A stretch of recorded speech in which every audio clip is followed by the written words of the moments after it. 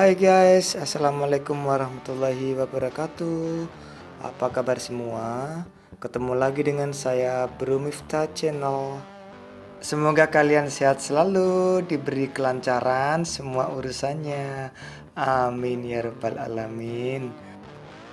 Beberapa minggu yang lalu saya menerima chat WA dari salah satu seorang teman saya yang meminta bantuan untuk mendesain ulang rumahnya.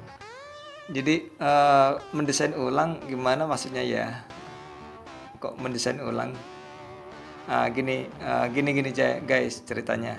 Ini agak aneh ya. Begini ceritanya. Kurang lebih 3 tahun yang lalu teman saya membangun sebuah rumah tinggal di atas tanah 18 meter kali 16 meter dengan luas bangunan yang ada sekarang itu kira-kira 110 meter persegi. Nah, kondisi rumah seperti yang ada di video atau foto lokasi di mana saya ambil. Pengakuan dari pemilik rumah yang akan dibangun tidak tahu seperti apa jadinya nanti. Jadi karena tidak ada gambar kerja atau gambar 3D sebelumnya gitu guys ya. Ataupun gambar contoh ya. Meskipun itu contoh yang bisa dijadikan bayangan seperti apa sih bentuk rumahku nanti gitu loh. Nah, itu dari pemborongnya awalnya kayak seperti itu, sudah seperti itu. Dan nggak tahu kenapa kemudian proses pembangunan itu tiba-tiba terhenti guys. Mungkin ada satu hal ya kita nggak boleh tahu banyak lah ya. Dengan tiba-tiba terhenti dengan progres sekitar 40%-an lah. Dan oleh pemilik rumah mau nggak mau harus menepati rumahnya meskipun kekurangan di mana-mana terjadi banyak di mana-mana. Dari lantainya juga belum sampai ke finishing itu guys. Terus di sana setelah tinggal beberapa hari di sana tuh merasakan dari pencahayaannya, sirkulasi udaranya dan sebagainya gitu. Sehingga pemilik rumah itu merasakan tidak kenyamanan ya dengan kondisi bentuk rumah seperti itu. Jadi atas seizin beliau saya membuat sebuah postingan video ini sebagai proses pembelajaran ya, yaitu nanti ya kita belajarnya bagaimanakah tahapan yang tepat dalam membangun rumah idaman. Nah ini kita bahas rumah idaman nih guys. Bagaimana tahapan yang tepat dalam membangun rumah idaman. Nah itu harus ada tahap-tahapnya guys. Jadi nggak harus kita cari kontraktor, cari pemborong atau kita kasih duit nih jadikan, nggak seperti itu guys. Maka itu kita perlu bicara ya sama yang pemilik rumah tadi. Nah terus selanjutnya ya itu tadi guys. Selanjutnya kita ngopi ya, ngobrol santai di sana. Dan saya melakukan banyak pertanyaan sih dan ngobrol panjang lebar soal itu. Beliau pun menceritakan tentang keinginannya, bahkan memperlihatkan contoh-contoh gambar yang bisa kita ringkas, yang bisa saya ringkas sebagai berikut nih guys. Jadi keinginan sang pemilik rumah itu, yang pertama itu rumah terdiri dari 2 lantai ya guys. Itu yang sudah ada itu sebenarnya 2 lantai, cuman baru jadi 1. Dan itu mungkin saya akan melakukan perubahan, penambahan ataupun pengurangan ruang di sana gitu. Jadi harus didesain ulang ceritanya.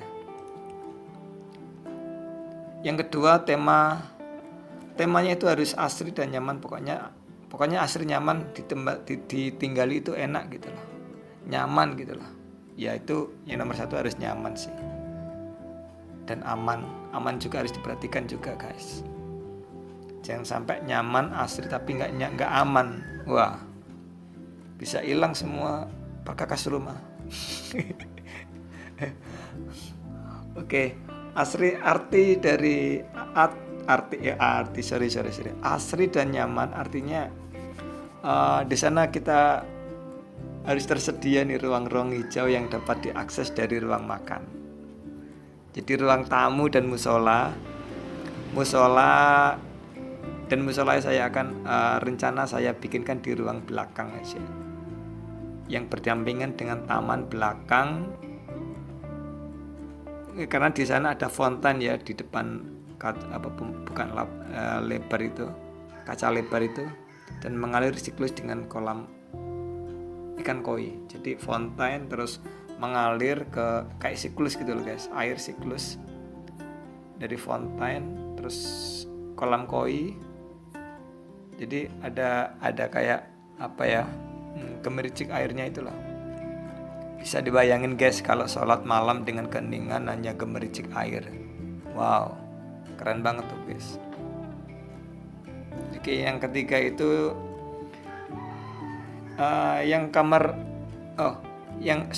lantai 1.